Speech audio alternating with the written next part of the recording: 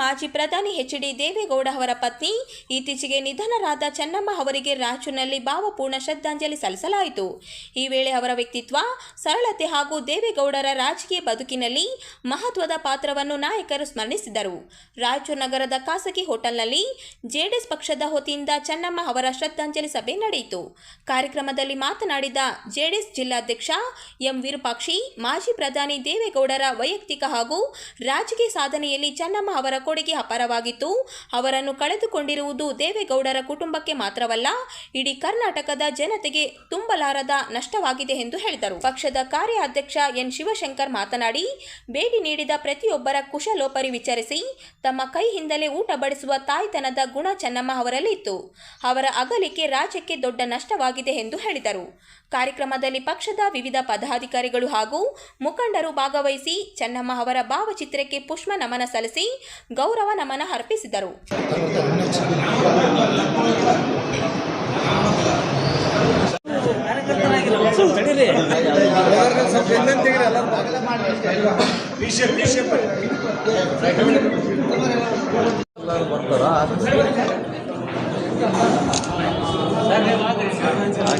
ಸೈಡ್ಲಿಂದ ಹೋಗ್ರಿ.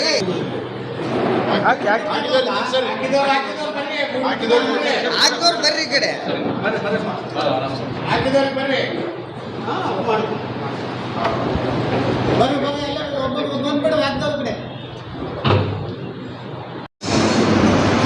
ತಾಯಿಯನ್ನು ಕಳ್ಕೊಂಡಿರ್ತಕ್ಕಂಥ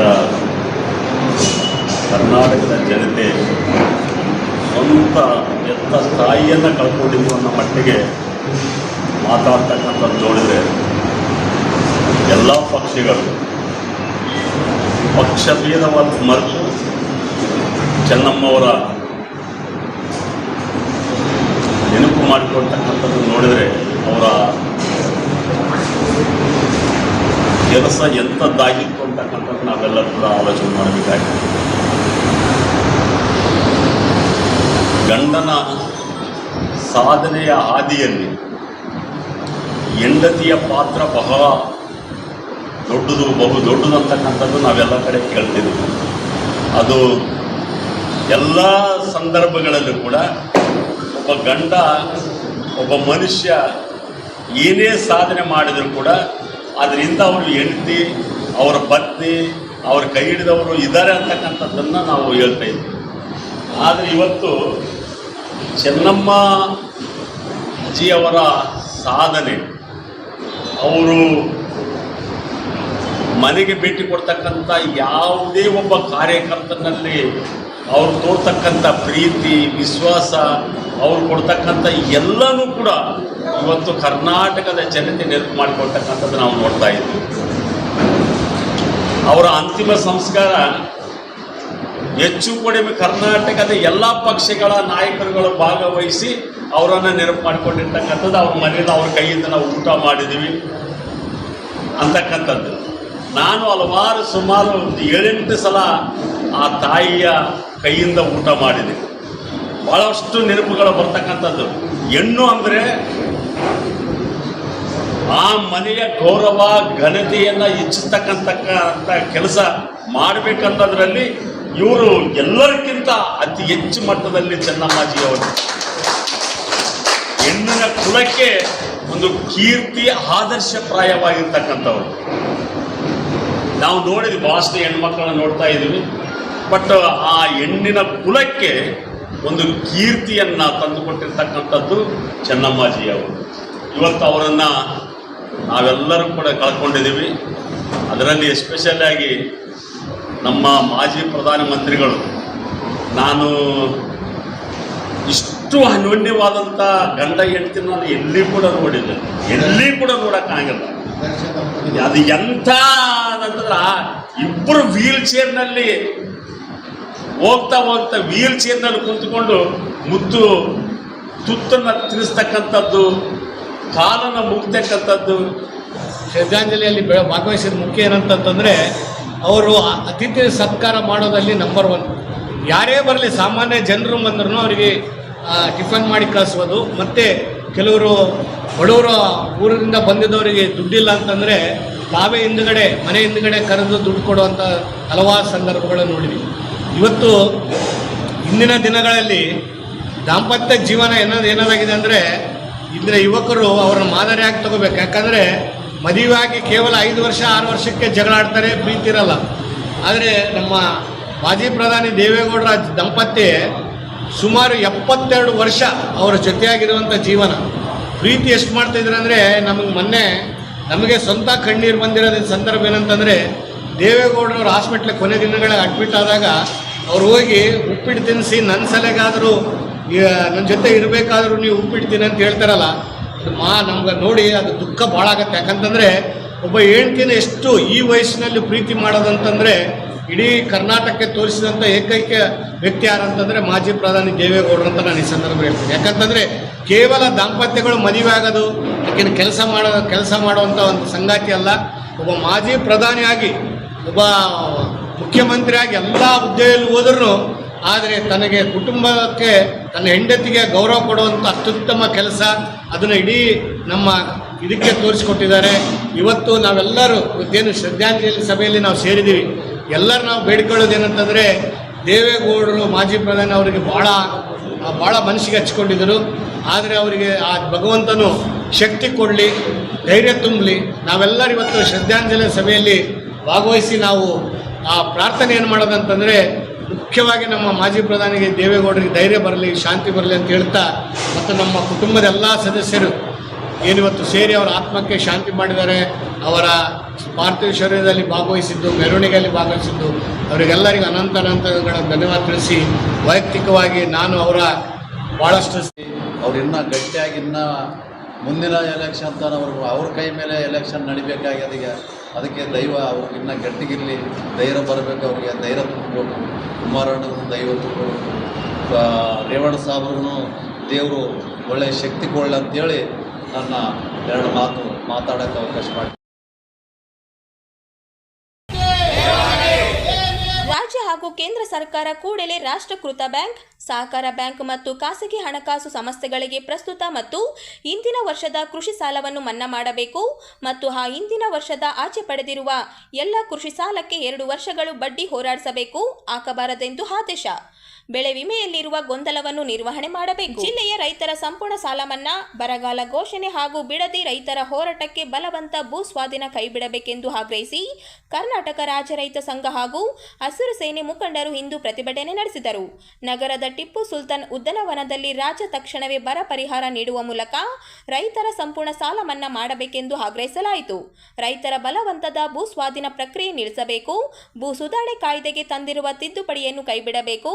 ಇಡೀ ರಾಷ್ಟ್ರದಲ್ಲಿ ಬರ ಬರುವುದು ನಿಶ್ಚಯವಾಗಿರುವ ಕಾರಣ ಯಾವುದೇ ತಡ ಮಾಡದೆ ತ್ವರಿತವಾಗಿ SDRF, NRF ಕರ್ನಾಟಕ ರಾಜ್ಯ ರೈತ ಸಂಘ ಹಾಗೂ ಹಸಿರು ಸೇನೆ ಸಾಮೂಹಿಕ ನಾಯಕತ್ವದ ಕರ್ನಾಟಕ ರಾಜ್ಯ ರೈತ ಸಂಘ ರಾಯಚೂರು ಜಿಲ್ಲೆ ಇವತ್ತೇನು ಒಂದು ಹೋರಾಟ ಹಮ್ಮಿಕೊಂಡಿತ್ತು. ಈ ಹೋರಾಟದ ವಿಶೇಷತೆ ಏನಂತ ಅಂತಂದರೆ, ಈ ಹಿಂದೆ ನಮ್ಮ ನರಗುಂದ ರೈತರು ಹುತಾತ್ಮರಾಗಿ ಇವತ್ತಿಗೆ 46 ವರ್ಷ ಆಯಿತು. ಅವರ ಒಂದು ನೆನಪಿನ ಒಂದು ಗೋಲಿಬಾರಿಗೆ ಮಡಿದಂಥ ಬಸಪ್ಪ ನಕ್ಕುಂಡಿ, ಈರಣ್ಣ ಕೊಟ್ಟಿಕೊಪ್ಪ ಅವರು ಇವತ್ತಿಗೆ 46 ವರ್ಷ ಆಯಿತು ಅವರು ಸತ್ತು. ಅವರ ಒಂದು ಶ್ರದ್ಧಾಂಜಲಿಯನ್ನು ಹಮ್ಮಿಕೊಳ್ಳುವ ಮೂಲಕ ಇವತ್ತು ರಾಯಚೂರು ಜಿಲ್ಲೆಯಲ್ಲಿ ಒಂದು ಜಿಲ್ಲಾಧಿಕಾರಿಗೆ ಒಂದು ಮನವಿ ಮುಖಾಂತರ ಮನವಿ ಕೊಟ್ಟು ಅವರಿಗೆ ಶ್ರದ್ಧಾಂಜಲಿ ಅರ್ಪಿಸಿ, ಇವತ್ತಿನ ರಾಯಚೂರು ಜಿಲ್ಲೆಯಲ್ಲಿ ಆಗ್ತಕ್ಕಂಥ ಅನ್ಯಾಯ ಮತ್ತು ಇವತ್ತು ಮಲತಾಯಿ ಧೋರಣೆಯನ್ನು ಸರ್ಕಾರ ಮಾಡ್ತಾ ಇದೆ. ಇವತ್ತಿನ ದಿನ ಜಿಲ್ಲೆಯಲ್ಲಿ ಸುಮಾರು ಬರಗಾಲ, ಇವತ್ತು ಇಡೀ ರಾಜ್ಯವೇ ಬರಗಾಲ ಆಗಿದೆ. ಇವತ್ತು ಬರಗಾಲಕ್ಕೆ ರಾಜ್ಯ ಸರ್ಕಾರ ಆಗಲಿ ಕೇಂದ್ರ ಸರ್ಕಾರ ಆಗಲಿ ಯಾವುದೇ ಒಂದು ಕ್ರಮ ಕೈಗೊಂಡಿಲ್ಲ. ತಕ್ಷಣವೇ ಕರ್ನಾಟಕವನ್ನು ಕೂಡಲೇ ಎಲ್ಲ ತಾಲೂಕು ಎಲ್ಲ ಜಿಲ್ಲೆಗಳನ್ನು ಬರಗಾಲ ಎಂದು ಘೋಷಣೆ ಮಾಡಬೇಕು ಮತ್ತು ಬೆಳೆ ವಿಮೆಯನ್ನು ಯಾವುದೇ ಇದಿಲ್ಲದೆ ರೈತರಿಗೆ ಗೊಂದಲವಿಲ್ಲದೆ ಒಂದು ಬೆಳೆ ವಿಮೆಯನ್ನು ತುಂಬಿಕೊಳ್ಳಕ್ಕೆ ಇವತ್ತು ಅನುವು ಮಾಡಿಕೊಡಬೇಕು. ಮತ್ತು ಜಿಲ್ಲೆಯಲ್ಲಿ ಇವತ್ತೇನು ಕರೆಂಟು ಕಣ್ಣು ಮುಚ್ಚಾಲೆ ಆಟ ಆಡ್ತಾ ಇದೆ. ಇವತ್ತು ಮಳೆ ಇಲ್ಲ ಮತ್ತು ಸರಿಯಾಗಿ ಕರೆಂಟ್ ಕೊಡ್ತಾ ಇಲ್ಲ. ಆ ನಿಟ್ಟಿನಲ್ಲಿ ಎಲ್ಲ ಜೆಸ್ಕಾಂ ಅಧಿಕಾರಿಗಳಿಗೆ ತಕ್ಷಣವೇ 12 ತಾಸು ವಿದ್ಯುತ್ತನ್ನು ರೈತರಿಗೆ ಕೊಡಬೇಕಂತಂದು ಹೇಳುತ್ತಾ, ಮತ್ತು ಅದೇ ರೀತಿಯಾಗಿ ನಮ್ಮ ಬೆಂಗಳೂರು ಪಕ್ಕದಲ್ಲಿ ಬಿಡದಿ ರೈತರಿಗೆ ಭೂ ಸ್ವಾಧೀನವನ್ನು ಮಾಡಿಕೊಳ್ತಾ ಇದ್ದಾರೆ. ಆ ಭೂ ಸ್ವಾಧೀನವನ್ನು ತಕ್ಷಣವೇ ಕೈಬಿಡಬೇಕಂತಂದೇಳಿ ಇಡೀ ರಾಜ್ಯ ವ್ಯಾಪ್ತಿ ಎಲ್ಲ ಜಿಲ್ಲಾ ಕೇಂದ್ರಗಳಲ್ಲಿ ಇವತ್ತು ಮನವಿ ಮುಖಾಂತರ ಮಾನ್ಯ ಮುಖ್ಯಮಂತ್ರಿ ಡಿ ಕೆ ಶಿವಕುಮಾರ್ ಅವರಿಗೆ ಇವತ್ತು ನಾವು ಒತ್ತಾಯ ಮಾಡ್ತಾ ಇದ್ದೀವಿ. ತಮ್ಮ ಹೆಸರು ಸರ್? ನನ್ನ ಹೆಸರು ನರಸಪ್ಪ ಯಾದವ್, ಒಕ್ಕರಾಣಿ. 21ರಂದು ಸುಮಾರು 46 ವರ್ಷ ಆಯಿತು. ಅವರಗುಂದಿ ಮತ್ತು ನಲಗುಂದಿಯಲ್ಲಿ ರೈತರ ಹೋರಾಟ ಸಮಸ್ಯೆಯಲ್ಲಿ ಅಧಿಕಾರಿಗಳು ಗೋಲಿಬಾರ್ ಮಾಡಿ, ಹಾಗಾಗಿ ಇವತ್ತು ರೈತರ ಅಭೂತವಾಗಿ ಸಂಘವಾಗಿ ಇಲ್ಲಿ ಹಮ್ಮಿಕೊಂಡಿದ್ದು ರೈತರ ತಾಲೂಕಿನಲ್ಲಿ. ಹಾಗೆ ಮತ್ತು ಸರ್ಕಾರ ಸಾಲ ಮನ್ನಾ ಆಗಿ ಇದುವರೆಗಾಗಿ ಯಾವುದೂ ಕೆಲಸನೂ ಮಾಡಿಲ್ಲ. ಮತ್ತು ಬೆಳೆಗಳನ್ನು ಒಣಗುವ ಪರಿಸ್ಥಿತಿಗಳು ಇದ್ದಾವೆ. ಆದರೂ ಯಾವುದೂ ಅಧಿಕಾರಿಗಳು ಇದುವರೆಗಾಗಿ ವೀಕ್ಷಣೆಯೂ ಬಂದಿಲ್ಲ.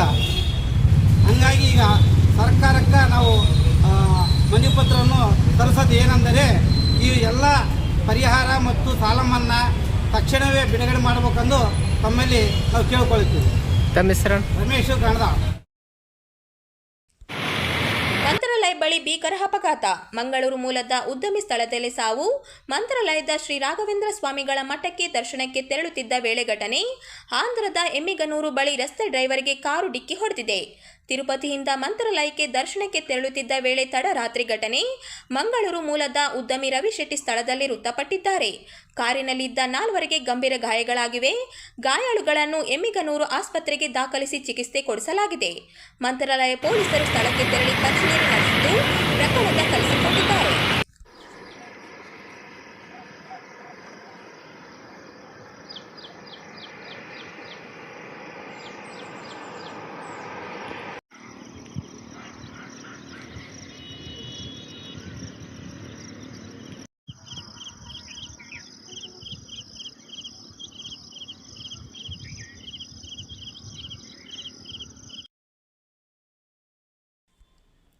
ರಾಯಚೂರು ಮಹಾನಗರ ಪಾಲಿಕೆ ನಗರದ ಮೂಲಕ ಸೌಕರ್ಯವನ್ನು ಹೆಚ್ಚಿನ ಆದ್ಯತೆ ನೀಡುವ ಮೂಲಕ ನಾಗರಿಕರಿಗೆ ಸುರಕ್ಷಿತ ಹಾಗೂ ಸ್ವಚ್ಛ ವಾತಾವರಣ ಕಲ್ಪಿಸಬೇಕು ಎಂದು ಜಿಲ್ಲಾ ಹಿರಿಯ ನಾಗರಿಕರ ಸಮಿತಿಯ ಸಂಚಾಲಕ ಅಮರೇಗೌಡ ಪಾಟೀಲ್ ಅವರು ಹೇಳಿದರು. ಅವರಿಂದು ನಗರದ ಸುದ್ದಿಗಾರರೊಂದಿಗೆ ಮಾತನಾಡಿ, ರಾಯಚೂರು ನಗರ ವೇಗವಾಗಿ ಅಭಿವೃದ್ಧಿಯಾಗುತ್ತಿರುವ ಹಿನ್ನೆಲೆಯಲ್ಲಿ ನಾಗರಿಕರ ಮೂಲಭೂತ ಅಗತ್ಯಗಳಿಗೆ ಆದ್ಯತೆ ನೀಡಬೇಕಾಗಿದೆ ಎಂದು ಹೇಳಿದರು. ನಗರವನ್ನು ಮಾದರಿ ನಗರವನ್ನಾಗಿ ರೂಪಿಸಲು ನಗರಸಭೆ ತಕ್ಷಣವೇ ಅಗತ್ಯ ಕ್ರಮ ಕೈಗೊಳ್ಳಬೇಕು ಎಂದು ಅವರು ಒತ್ತಾಯಿಸಿದರು. ನಗರದ ಎಲ್ಲೆಡೆ ಇರುವ ಸ್ಪೀಡ್ ಬ್ರೇಕರ್ಗಳನ್ನು ಭಾರತೀಯ ಮಾನದಂಡಗಳ ಪ್ರಕಾರ ವೈಜ್ಞಾನಿಕವಾಗಿ ನಿರ್ಮಿಸಿ ಅವುಗಳಿಗೆ ಬಿಳಿ ಬಣ್ಣದ ಗುರುತು ಹಾಗೂ ಮುನ್ನೆಚ್ಚರಿಕೆ ಸೂಚನಾ ಫಲಕಗಳನ್ನು ಅಳವಡಿಸಬೇಕು ಎಂದು ಆಗ್ರಹಿಸಿದರು. ಪ್ರಮುಖ ರಸ್ತೆಗಳಲ್ಲಿ ಉತ್ತಮ ಗುಣಮಟ್ಟದ ಬೀದಿ ದೀಪಗಳನ್ನು ಅಳವಡಿಸಿ ಅವುಗಳ ನಿರಂತರ ನಿರ್ವಹಣೆ ಮಾಡಬೇಕು ಎಂದರು. ವಾದಚಾರಿಗಳ ಸುರಕ್ಷತೆಗಾಗಿ ಗುಂಡಿ ತಗ್ಗುಗಳಿಲ್ಲದ ಸಮತಟ್ಟದ ಫುಟ್ಪಾತ್ಗಳನ್ನು ನಿರ್ಮಿಸಬೇಕು. ಎಲ್ಲ ವಾರ್ಡ್ಗಳಿಗೆ ನಿರಂತರ ಶುದ್ಧ ಕುಡಿಯುವ ನೀರು ಪೂರೈಕೆ ಮಾಡಿ ಅತಿವೃಷ್ಟಿ ಹಾಗೂ ಅನಾವೃಷ್ಟಿ ಸಮಸ್ಯೆಗಳನ್ನು ಎದುರಿಸಲು ನಿರ್ವಹಣಾ ಯೋಜನೆ ಜಾರಿಗೊಳಿಸಬೇಕು. ಸೇವೆ ಸಲ್ಲಿಸಬೇಕನ್ನೋ ಉದ್ದೇಶಕ್ಕಾಗಿ ಎಲ್ಲರೂ ಪ್ರೆಸ್ ಕಾನ್ಫರೆನ್ಸ್ನಲ್ಲಿ ನಾವು ಬಂದಿದ್ದೇವೆ. ಮುಖ್ಯ ಬೇಡಿಕೆಗಳು ಒಂದು ಇಲಾಖಾವಾರ ನಮ್ಮ ರಾಯಚೂರು ನಗರದಲ್ಲಿ ಎಷ್ಟು ಇಲಾಖೆಗಳಿದಾವೆ ಆ ಇಲಾಖೆಗೆ ಸಂಬಂಧಿಸಿರ್ತಕ್ಕಂಥ ಸಮಸ್ಯೆಗಳನ್ನು ತೆಗೆದುಕೊಂಡು ಮುಖ್ಯಸ್ಥರಲ್ಲಿ ನಾವು ಮನವಿ ಮಾಡಿಕೊಡುತ್ತೇವೆ. ಈಗ ನಾವು ಮೊದಲನೇದೇನಂತಂದ್ರೆ ಈ ಕಾರ್ಪೊರೇಷನ್ ನಗರ ಪಾಲಿಕೆ ಆಯುಕ್ತರನ್ನ ಇವತ್ತು ನಾವು ಭೇಟಿಯಾಗಿದ್ದೇವೆ. ಅದರಲ್ಲಿ ಇಂಪಾರ್ಟೆಂಟ್ ಅಂದರೆ ಈ ವೈಜ್ಞಾನಿಕ ಸ್ಪೀಡ್ ಬ್ರೇಕರ್ಗಳು ಈಗ ಹೆಂಗೆ ಆಗಿಬಿಟ್ಟು ಅಂದ್ರೆ ಮನಸ್ಸಿಗೆ ಬಂದಂಗೆ ಗೋಡೆ ಕಟ್ಟಿಸಿದಂಗೆ ಕಟ್ಟಿಸ್ಬಿಟ್ಟಾರೆ. ಆ ದಿಶೆಯಲ್ಲಿ ಅದರಿಂದ ಭಾಳ ಚಾಲಕರಿಗೆ ಎಲ್ಲರಿಗೂ ನಮಗೂ ನಿಮಗೂ ಭಾಳ ಸಮಸ್ಯೆ ಇದೆ. ಅದನ್ನು ಅವ್ರು ಏನು ಮಾಡಬೇಕಂದ್ರೆ ವೈಜ್ಞಾನಿಕವಾಗಿ ಮಾಡಬೇಕು. ಅದು ಡಿಸ್ಟೆನ್ಸ್ ಮೇಂಟೈನ್ ಮಾಡಬೇಕು. ಅದರಂತೆ ಎಲ್ಲಿ ಸ್ಪೀಡ್ ಬ್ರೇಕರ್ಸ್ ಇರ್ತಾವ ಅಲ್ಲಿ ವೈಟ್ ಪೇಂಟ್ ಹಚ್ಚೋದು ಅಂದರೆ ಬರಕಾಲಕ್ಕೆ ಅವರಿಗೆ ಕಾಣಿಸ್ತವೆ. ಒಮ್ಮೆ ಮೇಲೆ ಬಂದು ಎಷ್ಟೋ ಅನಾಹುತಗಳು ಜರುಗಿವೆ ನಗರದಲ್ಲಿ. ಎಸ್ಪೆಷಲಿ ಅಗ್ರಿಕಲ್ಚರ್ ಕಾಲೇಜ್ ಮುಂದೆ ಅನೇಕ ಆಕ್ಸಿಡೆಂಟ್ಗಳಾಗಿವೆ.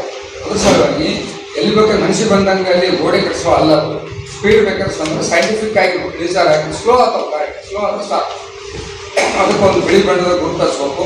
ಆಮೇಲೆ ಎಲ್ಲಿಯಾದರೂ ಪಾದಚಾರಿಗಳ ಮಾರ್ಗ ಇದ್ದರೆ ಹಾಕು, ಕನ್ನಡದಾಗ ಹಾಕು. ಪಾದಚಾರಿಗಳ ಮಾರ್ಗ ಅಂತಿರ್ತಂದ್ರೆ ಅದ್ರ ಮಾಡಿ ಹೋಗೋರಿಗೆ ಹಳ್ಳಿ ಮಂದಿಗೆ ಜನರಿಗೆ ಕ್ರಾಸ್ ಮಾಡಲಿಕ್ಕೆ ಅನುಕೂಲ ಆಗುತ್ತೆ. ಒಂದು ಬೀದಿ ದೀಪಗಳ ನಿರ್ವಹಣೆ ಅಂತ ಬರ್ತೀವಿ.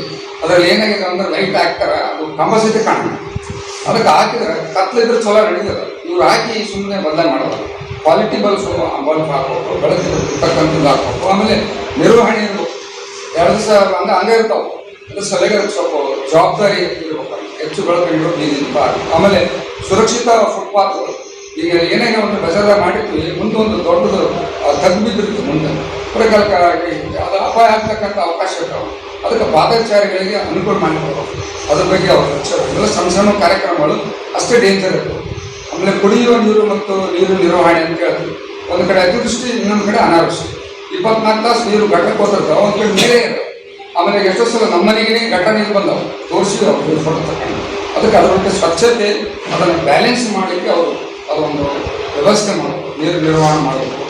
ಕಸ ವಿಲೇವಾರಿ ಜಾಗೃತಿ ಅಂತ ಕರಿತೀವಿ. ಈಗ ನಾವು ಒಣ ಹಸಿ ಕಸ ತೊಗೊಂಡು ಹೋಗಿರ್ತೀವಿ, ಅವ್ರು 2 ಕೂಡ ಅದ್ರಾಗ ಹಾಕೊಂಡು ಅದ್ರ ಸಲುವಾಗಿ ಅದೊಂದು ಕೆಲಸ. ಆಮೇಲೆ ಓಣೆನಲ್ಲಿ ಬೆಂಕಿ ಹಚ್ತಾರೆ. ಸ್ವಲ್ಪ ಎಜುಕೇಟ್ ಮಾಡಬೇಕಂತೆ ಈ ನಗರ ಪಾಲಿಕೆಯವರು. ಅದೇ ರೀತಿಯಾಗಿ ಅದನ್ನು ಕ್ರಮ ಕೈಗೊಳ್ಳಬೇಕು. ಆಮೇಲೆ ಪರಿಸರ ಸ್ನೇಹಿ ಕಟ್ಟಡ ನಿಯಮಗಳು. ಈಗಿನ ಕಟ್ಟಡ ಪರ್ಮಿಷನ್ ಕೊಡ್ತಾರಲ್ಲ ಇವರು, ಏನು ಮಾಡಬೇಕಂದ್ರೆ ಅಲ್ಲಿ ಹೊಸ ಮನೆ ಕಟ್ಟಡ ನೀಡುವಾಗ ಸೌರ ವಿದ್ಯುತ್ ಅಂತ ನಂತರ ಅಟ್ಲೀಸ್ಟ್ ರೇನ್ ವಾಟರ್ ಹಾರ್ವೆಸ್ಟಿಂಗ್ ಮಾಡಿಸ್ಬೇಕು, 4 ಗಿಡ ಹಾಕ್ಸ್ಬೇಕು. ಆಮೇಲೆ ಬಿಲ್ಡಿಂಗ್ ಆದಮೇಲೆ ಸೋಲಾರ್ ಹಾಕ್ಸ್ಬೇಕಂತ